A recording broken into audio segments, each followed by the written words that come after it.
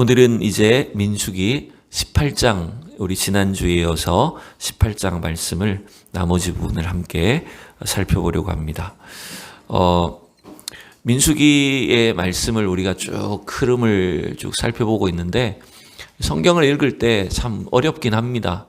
한 부분을 이해하는 것도 쉽지 않은데 성경을 전체적인 흐름이나 또 그 개념을 파악하고 이해하는 것은 결코 쉬운 작업은 아니에요. 그렇지만 어렵지만 그래도 우리가 새벽에 주시는 말씀, 또 수요 예배 주시는 말씀, 주일날 오전에 오후에 주시는 그 말씀이 어떤 주제가 어떤 말씀들이 이어지고 있는가라고 하는 것들을 좀 자꾸 살펴보는 것이 필요해요. 자, 민수기는 18장과 19장이 여러분 약간은 흐름에서 보면 독특한 내용이 기록되어 있는 거예요. 뭐냐면 18장에서는 제사장과 레위인의 직무에 대해서, 그리고 오늘 우리가 읽은 8절 이하에서는 그들에게 주신 몫에 대해서, 기업에 대한 말씀이 기록이 되어 있는 거예요. 그리고 19장에는 일종의 부정함을 씻는 제사나 정결규례에 대한 이런 말씀이 기록되어 있습니다. 그러니까 18장과 19장의 내용을 이제 전체적으로 본다면 이것은 성전 안에, 즉 성막 안에 일하는 제사장이나 혹은 제사와 관련된 이런 규례들이 지금 18장과 19장에 나타난다고 볼 수가 있는 거예요. 그런데 이 말씀들은 어떻게 보면 약간 이상해 보이죠. 왜냐하면 지금 앞에서 이어지는 민수기의 흐름의 내용이 여러분 뭐였냐면 반역 시리즈가 이어지고 있는 겁니다. 그러니까 계속 백성들이 그 반역 사건들이 이어지는 가운데 이 중간에 제사장이나 레위인 그리고 성전 안에서 가르쳐졌던 필요한 규례들에 대한 말씀이 나타나고 있기 때문에 약간 이상해 보이지만 여러분 제가 방금 말씀드린 것처럼 이 반역 시리즈 다음에 이런 내용이 나온다는 게 중요한 겁니다. 이게 민수기에 나타나는 중요한 하나의 패턴 중에 하나인 것 같아요. 그래서 조금 더 큰 그림으로 볼게요. 이 민수기에 나오는 반역 시리즈가 처음에 나타났던 것이 뭐였냐면 첫 번째 반역 시리즈가 11장부터 14장에 나왔어요. 이 반역 시리즈가 이런 것들이 있었어요. 다베라에서 하나님께 원망했던 것. 그 다음에 애굽에서는 이런 음식을 먹었는데 이 광야에서 우리가 이렇게 맛있는 것도 못 먹고 굶어 죽게 하는구나. 이렇게 음식에 대해서 불평했던 사건이 있었고요. 그래서 만나와 메추라기를 배 터지게 한번 먹어봐라. 뭐 이렇게 주시기도 했죠. 그 다음에 또 뭐가 있었냐면 미리암과 아론이 모세를 시기해서 모세한테 비방했던 사건이 나왔습니다. 그래서 미리암이 뭐가 걸렸어요? 네, 나병에 걸렸던 사건이 있었죠. 그 다음에 나왔던 게 13장에서 가데스 바네아 사건이 나왔어요. 여러분 가데스 바네아 사건이 뭡니까? 12정탐꾼을 보냈던 사건이죠. 그래서 그 10명의 불평 때문에 이스라엘 온 백성들이 하나님을 원망하고 이제 하나님을 믿지 못해서 엄청난 반역을 저질렀던 사건이었어요. 그게 첫 번째 반역 시리즈였어요. 그런데 그 반역 시리즈 바로 다음에 여러분 주어진 15장의 내용이 뭔지 압니까? 15장의 내용이 뭐냐면 역시나 비슷하게 갑자기 제사나 율법에 대한 규정이 나와요. 가나안 땅에 들어가서 하나님께 드릴 제사나 제물에 대한 규정을 갑자기 반역 시리즈 뒤에 언급하고 있다는 겁니다. 이게 하나의 패턴이에요. 역시나 마찬가지로 우리가 지금 읽고 있는 18장도 이 흐름 속에 있는 거예요. 그래서 두 번째 반역 시리즈가 16장과 17장에 나왔는데 이게 뭐였냐면 고라 일당의 반역이었죠. 고라, 다단, 아비람, 온 이런 사람들이 이제 자기들이 제사장이 되겠다고 반역을 일으켰던 겁니다. 거기에 일련의 사건들이 있었고 하나님께서 주셨던 조치 중에 하나가 아론의 지팡이에만 그렇죠. 싹이 나고 꽃이 피고 열매가 맺게 하셨어요. 그게 두 번째 반역 시리즈였어요. 그래서 이 두 번째 반역 시리즈 다음에 주어진 게 바로 18장과 19장의 내용인 거예요. 그러니까 여러분 이게 뭐냐면 이런 겁니다. 비록 이스라엘 백성들이 이러한 엄청난 반역과 불순종과 죄악을 저지르지만 반드시 하나님은 그들의 반역 뒤에, 죄악 뒤에 뭘 주실까요? 하나님의 말씀을 주세요. 하나님의 언약을 되새기게 해주세요. 이게 뭐냐면 그들은 마땅히 그들의 죄에 대해서 심판을 당해야 되는 것이 맞지만, 그러나 하나님은 그 죄와 범죄와 타락 뒤에 하나님의 말씀을 주심으로 인해서 그들이 다시 하나님의 언약을 회복하기를 원하시는 겁니다. 여러분, 저는 이런 패턴 자체도 참 중요하게 여겨져요. 저 때문에 안 보이시죠? 솔직히 보여요? 잘 안 보이실 수 있을 것 같은데, 중요한 건 이겁니다. 우리의 이 연약한 인생을 주님 다 아십니다. 우리의 넘어짐도 실수도 또 우리의 부끄러움도 주님이 다 알고 계세요. 그래서 항상 주님은 이렇게 넘어지기 쉽고 범죄하기 쉽고 시험 들기 쉬운 우리의 인생을 위해서 항상 뭘 주시냐 하면 하나님의 말씀을 통해서 우리를 회복하기를 원하시는 거예요. 왜 우리가 이렇게 날마다 나와서 예배드리고 기도하고 신앙생활을 해야 됩니까? 딴 게 아니에요. 여러분, 하나님 주시는 말씀의 은혜가 여러분을 다시 일으켜 주셔야 되는 겁니다. 여러분의 심령을 다시 하나님의 은혜로 회복시켜 주셔야 되는 거예요. 여러분, 이러한 하나님께서 자꾸 이스라엘 백성들을 하나님 말씀으로 율법으로 일으키시고 그들을 회복시켜 주시고자 하는 것이 지금 이 광야 여정에서 반복되는 일이었다는 것을 볼 수가 있는 거예요. 그래서 이 오늘 우리가 읽은 18장이나 이제 다음 19장이 그냥 그 한 부분만 놓고 보면 왜 이런 말씀이 있지? 그 자체를 해석하는 것도 어렵게 느껴질 수는 있겠지만 중요한 건 뭐냐면 하나님께서 이렇게 범죄하고 타락한 이스라엘 백성들에게 다시 하나님의 약속을 주시는구나. 하나님의 말씀을 통해서 그들이 저 약속의 땅을 바라보게 하시고 또 하나님을 의지하게 하시는구나. 이러한 은혜를 여러분 오늘 우리의 삶 속에서도 저와 여러분이 함께 경험하셔야 된다는 거예요. 자, 그러면 18장에 지난주에 봤던 내용이 뭐였을까요? 복습. 18장 1절에서 7절에서 지난주에 주셨던 말씀이 뭐였는지 생각납니까? 아까 자막에도 있었는데 뭐였냐면 제사장과 레위인에게 주신 직무가 뭔지를 설명해 주셨어요. 자, 이것은 여러분 왜 이런 말씀을 주셨냐면 역시나 앞에 나오는 반역 사건 뒤에 하나님께서 이 약속의 땅 가나안을 가기까지 이 광야 여정과 그리고 이스라엘 백성들이 하나님을 섬길 때 반드시 그 중간 매개체 역할을 하기 위해서 누구를 세우셨다고요? 제사장과 레위인을 세우셨다는 거예요. 여러분, 그 자체가 특별히 구별된 사람들, 그 사람들이 특별하다는 것이 아니라 하나님 앞에 나아갈 수 있도록 하기 위한 하나의 은혜의 방편으로서 제사장과 레위인을 세우셨다. 그리고 그들에게 주신 직무가 뭔지를 설명해 주셨던 거예요.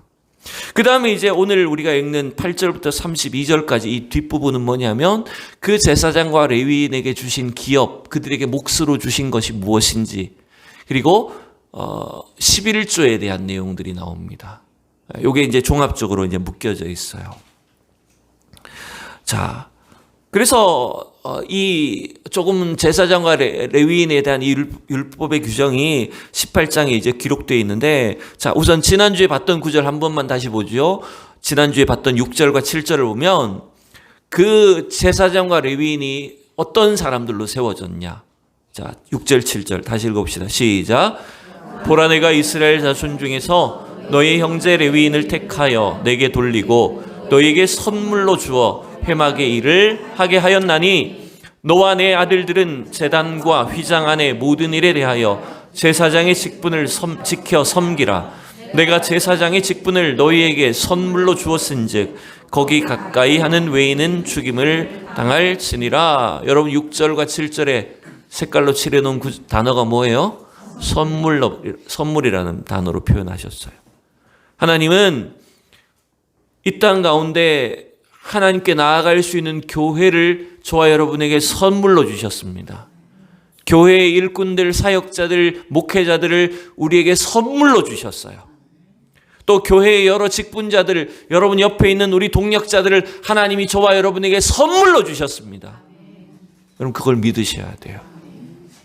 여러분 이 말은 내가 무슨 특별한 사람이다 이런 개념이 아니에요. 어쩌면 저도 마찬가지고 우리 모두가 이 세상 속에서 참 부족한 존재들인데 하나님이 우리를 주님 앞에 나아갈 수 있는, 누군가를 하나님께 인도할 수 있는 그런 거룩한 레위인과 제사장과 같은 은혜의 직분을 주셨잖아요. 여러분 이거 얼마나 놀라운 일입니까? 그러니 이 반역을 일삼았던, 반역을 꿈꾸었던 그 고라 일당들이 얼마나 큰 착각을 하고 있었는지를 알려주시는 거죠. 그리고 사실은 제사장과 레위인의 직분이 굉장히 위험한 직분이 아닙니까? 왜 그렇죠? 자신의 죄만 책임지는 사람들이 아닙니다. 누구의 죄를 책임질까요? 그렇죠. 백성들의 죄를 책임지고 하나님 앞에 나아가는 사람들이에요. 여러분, 하나님이 저와 여러분을 이 세상 속에서 구별하시고 불러주셔서 예수 믿게 하시고 교회의 직분자를 주신 것, 여러분 이거 엄청나게 무거운 사명을 주신 거라는 걸 기억하셔야 돼요. 아멘 소리 그렇게 약하세요. 왜? 여러분 진짜 엄중한 직분을 주신 거예요. 이렇게 쉽게 생각하면 안 돼요. 우리가 세상 사람들 하나님 알지 못하지만 우리는 하나님과 이 세상을 연결하도록 하기 위해서 엄청나게 중요한 직분과 사명으로 우리를 세우셨다는 거예요. 그러니 여러분 우리 성도들은 이 세상을 향해 주님이 주신 선물이라는 걸 여러분 기억하셔야 됩니다. 여러분이 누군가의 선물이 되셔야 되는 거예요. 그게 지난주에 봤던 1절에서 7절에 나오는 말씀이었어요. 그리고 오늘 이제 8절 이하에는 이제 제사장과 레위인에게 주신 기업, 그들에게 주신 몫이 무엇인가를 설명합니다. 이렇게 생각할 수도 있겠죠. 아니 이렇게 막중한 사명만 얘기하면 우리는 어떻게 살란 말이야. 무서워서 힘들어서 어떻게 살라는 말이야 라고 생각할 때에 주님은 오늘 제사장과 레위인에게 그들에게 특별히 구별하여 주신 그들의 직무에 따라서 내가 너희들의 삶을, 생활을, 가정을, 자녀를 책임져 주겠다라고 말씀하고 계시는 거예요. 그게 오늘 8절 이하의 내용인 겁니다. 자, 8절만 읽어볼게요. 너무 길어서 다 읽지는 못해요. 8절만 시작. 여호와께서 또 아론에게 이르시되 보라 내가 내 거제물 곧 이스라엘 자손이 거룩하게 한 모든 헌물을 내가 주관하게 하고 내가 기름 부음을 받았으므로 말미암아 그것을 너와 내 아들들에게 영구한 몫의 음식으로 주노라. 아멘. 자, 그러면 여러분 레위인과 제사장들은 땅을 분배를 받았을까요? 못 받았을까요? 못 받습니다. 물론 각 지파별로 흩어져서 도피성이라든지 레위인에게 주신 성읍들이 있긴 합니다만은 다른 나머지 12지파와 같이 땅을 분배받지는 않습니다. 왜 그렇죠? 왜 그렇죠? 그들은 전적으로 하나님만 섬기고 특별히 이스라엘 백성들을 대표해서 성전에서 또 성소에서 예배와 제사와 관련된 일만 수종들도록 하기 위해서 그들에겐 따로 땅이나 기업을 주시지 않았죠. 그래서 하나님은 오늘 제사장과 레위인들에게 이스라엘 백성들이 하나님께 바치는 그 제물 중에 일부분이 특별히 거제로 드리는 것, 즉 제물을 드렸을 때 여러분 태워서 드리는 것은 전부 다 누구 것입니까? 하나님의 것이라는 거죠. 그리고 그 태워서 드리는 제물 외에 그 다음에 백성들이 드리는 곡식, 11조나 그리고 또 첫 새끼들 이런 제물들은 하나님의 것이지만 그것이 제사장의 생활의 음식물이 되도록 제사장과 그의 가족들의 필요를 채우는 것이 되도록 하기 위해서 하나님 주신다라고 말씀하시는 거예요. 그걸 19절에서 20절에 보면 이렇게 말합니다. 이스라엘 자손이 여호와께 거제로 드리는 모든 성물은 내가 영구한 몫의 음식으로 너와 내 자녀에게 주노니 이는 여호와 앞에 너와 내 후손에게 영원한 소금 언약이니라. 근데 이게 왜 소금 언약이라 했는지는 잘 모르겠습니다만은 이때 인식으로는 소금의 특성이 뭘까요? 그렇죠? 변치 않는 거죠. 변치 않게 해주는 거죠. 그래서 하나님이 우리에게 영원한 약속, 여러분, 그런데 이거는 이제 레위인에게만 주신 것이라고 볼 수 있겠지만 더 폭넓은 의미에서, 제사장이 주신 말씀이지만 폭넓은 의미에서 오늘 이 세상을 살고 있는 제사장적 레위인과 같은 직분을 가진 우리 모든 성도들에게 하나님이 우리의 삶을, 우리의 가정을, 자녀를 책임져 주시겠다고 하는 영원한 약속의 말씀으로 여러분 받으셔야 되는 거예요. 여기에 우리의 믿음을 심으셔야 되는 겁니다. 그렇다고 해서 여러분 무슨 집도 부동산도 뭐 직장도 없어도 된다는 말씀을 하는 게 아니에요. 하나님 이 땅에서 우리의 필요를 다 알고 계시고 채워주시는 분이라는 거예요. 이것은 레위인들에게도 마찬가지입니다. 21절 이하에 넘어가면 이제 레위인에게 주신 말씀이 나와요. 같이 한번 읽어볼게요. 자, 앞에 화면을 보시고 시작. 내가 이스라엘의 11조를 레위 자손에게 기업으로 다 주어서 그들이 하는 일, 곧 회막에서 하는 일을 갚나니 이후로는 이스라엘 자손이 회막에 가까이 하지 말 것이라 죗값으로 죽을까 하노라. 그러나 레위인은 회막에서 봉사하며 자기들의 죄를 담당할 것이요 이스라엘 자손 중에는 기업이 없을 것이니 이는 너희 대대의 영원한 율례라. 이스라엘 자손이 여호와께 거제로 드리는 11조를 레위인에게 기업으로 주었으므로 내가 그들에 대하여 말하기를 이스라엘 자손 중에 기업이 없을 것이라 하였노라. 아멘. 자, 제사장에게는 백성들이 드리는 그 제물들 중에 일부분을 거제로 드리는 것들을, 또 소산물들을, 곡식과 이런 것들을 제사장의 음식으로 주었다 했어요. 그랬어요. 레위인에게는 뭘 그들의 기업으로 주었다고요? 아니요, 여기 말씀에 읽었잖아요, 방금. 이스라엘 백성들이 거제로 드리는 뭐 11조를 레위인의 음식으로, 레위인의 어떤 기업으로 몫으로 주신다는 거예요. 자, 일단 큰 개념에서 중요한 건 뭐냐?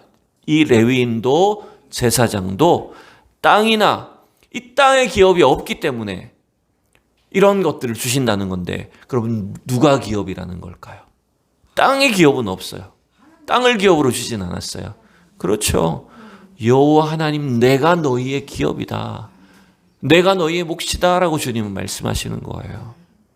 여러분, 어쩌면 이것이 저와 여러분이 이 땅 속에서 비록 남들처럼 우리가 뭐 많이 가지지 못하고 남들처럼 부유하지 못하고 넉넉하지 못하다고 할지라도 하늘에 계신 여호와 하나님이 우리의 기업이시고 저 영원한 천국을 우리에게 기업으로 예비하여 주셨음을 믿으셔야 됩니다.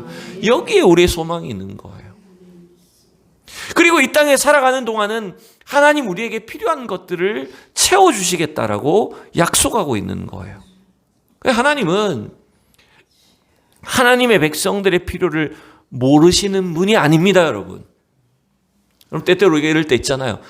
나 좀 생활이 힘들고 물질적으로 재정적으로 좀 어렵고 이러다 보면 하나님 나를 이렇게 안 돌보시지 않나. 하나님 우리를 버리신 것처럼 느껴지기도 하고 실망하기도 할 때가 있죠. 근데 여러분, 하나님 절대로 우리를 외면치 않으십니다. 우리의 필요를 모르시는 분이 아니십니다, 여러분. 하나님은 하나님 나라와 또 하나님의 사역을 위해서 구별된 일꾼들의 필요를 다 알고 계시고 책임져 주시는 분이세요. 공중에 나는 새도 들에 핀 백합화도 다 먹이시고 입히시는 분이 하나님이세요. 하물며 너희일까 보냐라고 주님께서 우리에게 말씀하고 계세요. 그래서 그 주님의 그 은혜를 따라 우리가 살아야 되는데 문제가 뭐지요? 이스라엘 백성들은 여러분 이렇게 분명히 제사장이나 레위인에게 그들의 필요를 하나님께서 다 채워주실 것이다. 백성들을 통해서 드리는 제물이나 11조나 이런 것들이 그들의 양식이 되고 그들의 몫이 될 것이라고 말씀했는데 여러분 이것이 제대로 지켜지지 않으니까, 백성들이 또 11조를 제대로 하지 않으니까, 또 제사장들이 그것으로 만족하지 못하게 됐을 때 어떤 문제가 생길까요? 세상을 쫓아나가는 겁니다. 세상 사람들처럼 이 땅에서 뭔가 내가 얻으려고 하는 겁니다. 하나님이 주시는 것으로 만족하지 못하고 더 많은 것을 가지려고 하고 온갖 욕심과 또 타락으로 치닫게 되는 거예요. 그걸 가장 잘 보여주는 예가 하나 있어요. 사사기에 보면 하나님께 구별돼야 될 이 레위인과 제사장들이 어떻게 됩니까? 백성들이 주는 게 없어지고 또 하나님 자기의 필요를 채워주신다는 걸 신뢰하지 못하다 보니까 세상 사람들처럼 이 땅의 것을 쫓아서 이 사람들이 주는 것을 쫓아서 나아가 버립니다. 그래서 일어난 사건들이 여러분 뭐가 있습니까? 사사기 16장, 17장 이 부분에 가보면 그 레위인은 자기 첩을 두고 있는 사건도 나오죠. 그 다음에 17장에 거기 보면 베들레헴 출신의 한 레위인은요, 저 에브라임 지파에 있는 미가라는 사람 집에 개인 제사장이 되어버립니다. 그 미가의 집에 개인 가정 신상이 있었고요. 그 가정의 신상을 섬기는 일에 개인 제사장으로 그 사람이 고용이 됩니다. 그럼 나중에 어떻게 됩니까? 그 사람이 이 미가의 집에 있었던 개인 가정집의 제사장으로 고용됐던 사람이 어떻게 될까요? 그 다음에 넘어가 보면 단 지파의 제사장이 됩니다.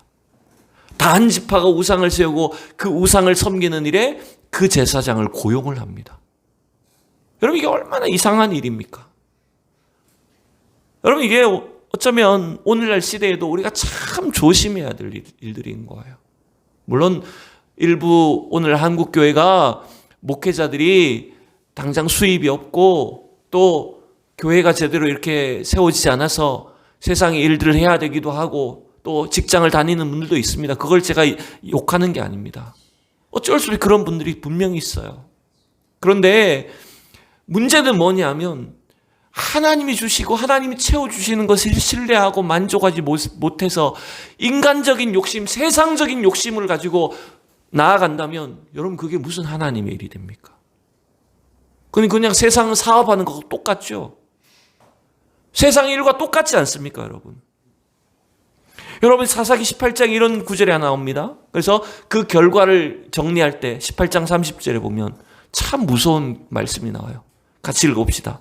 단 자손이 자기들을 위하여 그 새긴 신상을 세웠고 모세의 손자요 게르솜의 아들인 요나단과 그의 자손은 단 지파의 제사장이 되어 그 땅 백성이 사로잡히는 날까지 이르렀더라. 그 단 지파의 제사장 된 사람이 누구였다고요?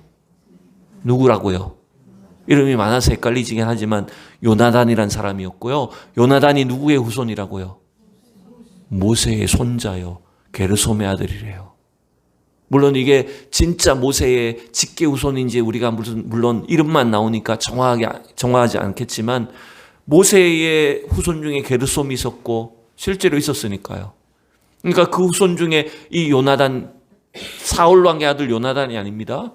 모세의 후손 중에 즉 제사장 레위인의 직무를 맡은 이 모세의 후손이 어떤 사람으로 전락하고 말았습니까?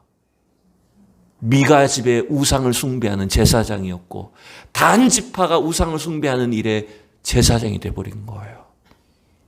이스라엘의 엄청난 영적 타락의 결과가 불과 몇백 년 만에 이렇게 되어버린 겁니다. 여러분 오늘 이 말씀이 다시 한번 이 땅을 살아가는 우리 성도들의 삶 속에 우리도 세상에서 직장 생활 해야 되고 돈도 벌어야 되고 세상의 어떤 직무도 감당해야 되지만 우리가 추구하는 것이 결코 이 땅의 것이 아니라는 걸 여러분 기억할 수 있기를 축복합니다. 하나님께서 우리에게 주신 이 직분과 사명을 위해서 우리는 오직 주님이 우리의 삶을 인도해 주시고 공급해 주시고 채워 주신다는 것을 여러분 신뢰하셔야 되는 겁니다. 또 하나 여러분 이것은 이 오늘 민수기 18장의 말씀은 일반 백성들에게도 주시는 교훈이 있는 거예요. 뭘까요? 고라의 반역 사건 이후에 이 말씀이 주어졌다는 것은 하나님이 비록 부족해 보이지만 모세나 아론과 레위 지파를 그들의 머리로 그들의 인도자로 세워주셨다라고 하는 것은 오히려 사실은 백성들의 입장에서 얼마나 이것이 감사해야 될 일이라는 걸 기억하라는 겁니다. 자기들을 위해서 이스라엘 백성들을 위해서 하나님께서 모세와 아론과 이 레위 지파를 따로 구별하여 세우셨다는 거예요. 여러분 이 일에 대해서 백성들은 오히려 하나님 주신 은혜에 감사할 필요가 있는 겁니다. 좀 부끄럽지만 여러분들은 목사님을 통해서 감사하셔야 되는 겁니다. 제가 무슨 인간적으로 대단한 사람이어서가 아닙니다. 저처럼 부족한 사람을 하나님께서 택하여 세우셨지만 성도들이 부족한 저를 통해서 하나님 은혜를 받게 하시고 하나님의 위로가 넘치게 하시고 하나님의 은혜를 공급할 수 있게 하실 때에 여러분 마음속에 진정한 감사가 넘칠 수 있기를 축복합니다. 그래서 여러분 이 원리가 제사장과 레위인을 하나님께서 책임져 주신다. 그리고 그들에게 필요한 것들을 성도들이, 이 이스라엘 백성들이 제물을 드림으로 11조를 드림으로 그들을 책임져 주신다라고 하는 이 원리가 신약 성경까지 쭉 이어지는 거예요.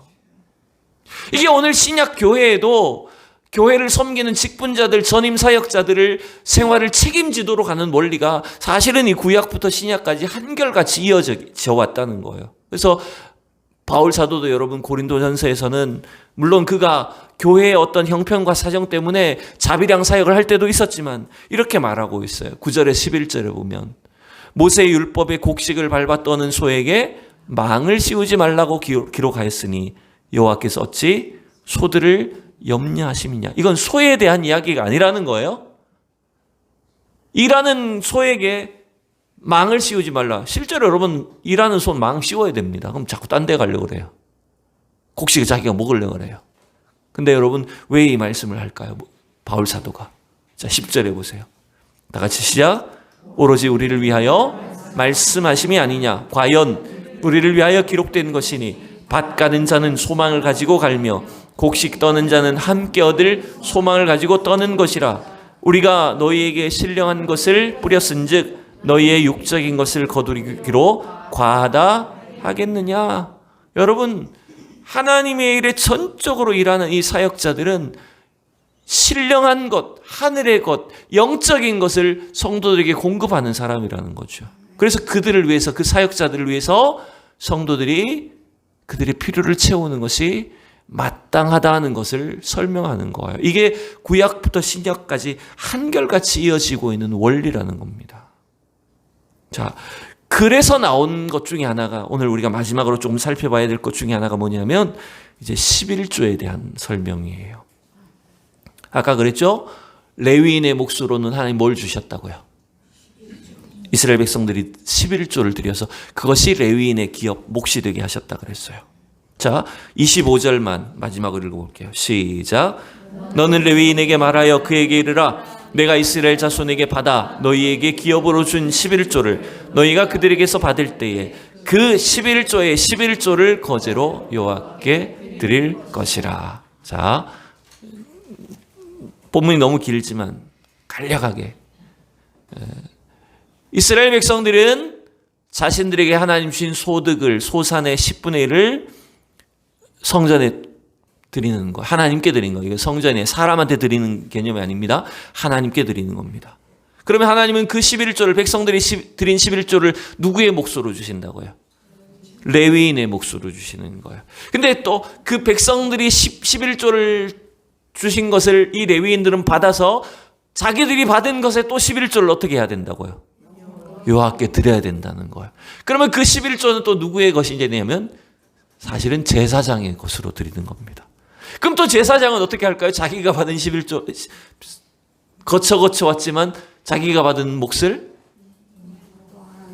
오늘 말씀에 그걸 명시적으로 하진 않았지만 제가 추정을 해본다면 제사장도 자기도 또 11조를 하나님의 것으로 드려야 되는 거예요.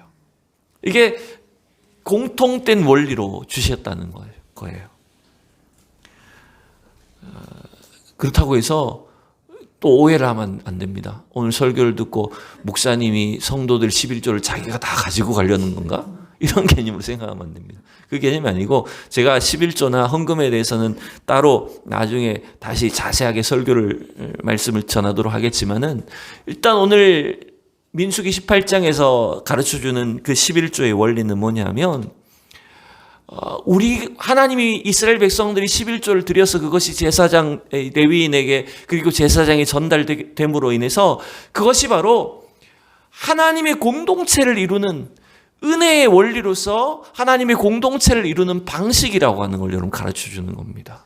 자, 우리가 자꾸 착각하고 오해하는 것이 뭐냐 하면 마치 11조가 율법의 규정으로 나와 있다는 것 때문에 율법적인 의무감으로 대하는 거예요.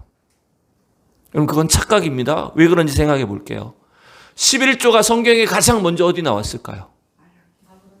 말라기는 구약 성경이 제일 끝에 나온 거고요. 그렇죠. 아브라함이 자기 조카를 구하기 위해서 그돌라오메리가 하여튼 이름도 어렵습니다만 그 연합 군대하고 맞서 싸우고 자기 조카를 구해온 뒤에 가지고 온 전리품 중에 일부분을 누구한테 드렸을까요? 그렇죠. 살렘 왕 멜기세덱, 그 당시 여호와의 제사장이었던 멜기세덱에게 드렸죠. 왜 드렸을까요? 멜기세덱이 그 돌아오는 아브라함을 축복했거든요.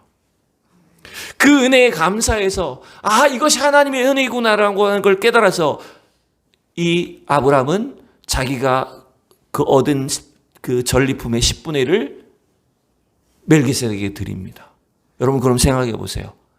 11조를 드렸기 때문에 복을 받은 겁니까? 아니면 복을 받았다는 그 감사에서 11조를 드린 겁니까?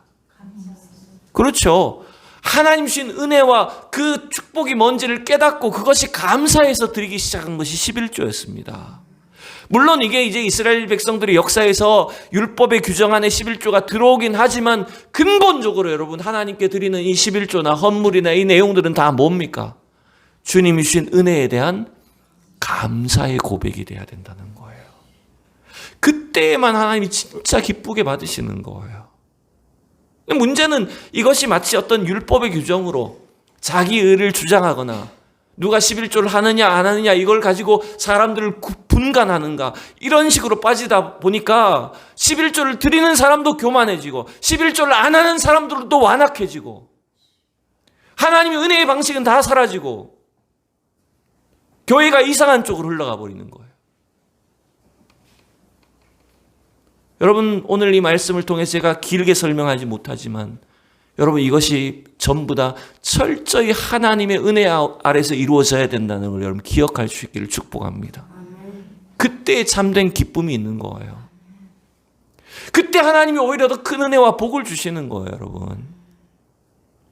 그게 여러분 헌금이나 11조나 이 연보의 참된 원리라는 겁니다. 그래서 이것이 교회 공동체 안에 직분자들을 그 전임 사역자들을 생활을 책임질 뿐만 아니라 그건 아주 일부분이죠. 그뿐만 아니라 교회의 사역들을 풍성하게 하고 더 나아가서 도움이 필요한 많은 주변의 이웃들을 섬기고 돌보는 일에 사용하도록 하나님 이스라엘 백성들이 처음부터 그 말씀을 주셨던 거예요. 오늘 신명기에는 아주 작게 나오지만 민수기에는 작게 나오지만 신명기 같은 말씀 읽어보면 그 부분을 자세하게 가르쳐주고 있습니다. 그것이 우리 현대 교회의 신앙생활 속에서도 그대로 나타나야 되는 일들이라는 겁니다. 말씀을 정리합니다. 여러분 하나님께서 저와 여러분에게 어쩌면 이 세상 속에서 구별된 존재로 저와 여러분을 불러주셨어요. 그 직무와 사명이 얼마나 중요한 것인지를 깨달을 수 있기를 축복합니다. 비록 우리가 좀 힘들 수 있어요. 세상 사람들처럼 우리 마음대로 살지 못하고 우리의 욕심을 위해서 살지도 못합니다. 그러나 여러분 하나님은 저와 여러분을 통해서 하나님을 섬기게 하고 교회를 섬기게 하고 이 세상 사람들을 주님께로 인도할 수 있도록 하는 그 엄청난 직무와 사명을 주셨다는 걸 여러분 기억하시기 바랍니다. 여러분 그 일을 감당할 때 주님이 약속하신 게 뭘까요? 그것은 바로 우리의 삶을, 우리의 생활을, 여러분의 가정을, 자녀들을 주님이 책임져 주시겠다는 거예요. 주님이 공급해 주시는 것을 믿으시기 바랍니다. 그 약속을 믿고 여러분 담대하게 주님의 일들을 감당할 수 있길 바랍니다. 그때 오히려 하나님 우리 교회를, 우리 가정을, 우리 사역들을 더 풍성하게 하실 것이고 하나님의 은혜와 축복을 온 세상 가운데 널리 드러내게 하실 줄로 믿습니다. 이 놀라운 약속을 믿고 이 시간도 우리 이 시간 담대하게 기도하는 저와 여러분이 되기를 원합니다. 함께 이 시간 우리 기도합시다.